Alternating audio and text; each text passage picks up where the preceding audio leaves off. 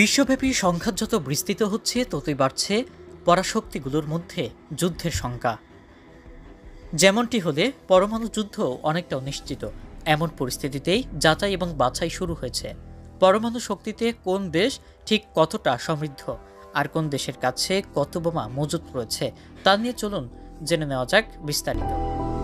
Swedish think tank Stockholm international piece research institute তথা SIPRI এর এক প্রতিবেদনের বরাতে বিবিসি বাংলা জানিয়েছে 2023 সালে চীনের কাছে 410টি পারমাণবিক ওয়ারহেড ছিল, যা চলতি বছর তা বেড়ে দাঁড়িয়েছে 500টি।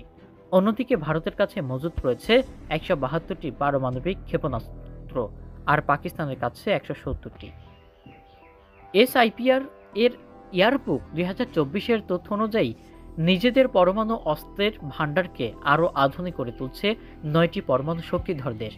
তারা হলো রাশিয়া, যুক্তরাজ্য, যুক্তরাষ্ট্র, ফ্রান্স, চীন, ভারত, পাকিস্তান, উত্তর কোরিয়া ও ইসরায়েল। সদ্য প্রকাশিত SIPRI এর প্রতিবেদনে বলা হয়েছে 2024 সালের জানুয়ারিতে সারা বিশ্বে 12,221টি ক্ষেপণাস্ত্র মজুত রয়েছে।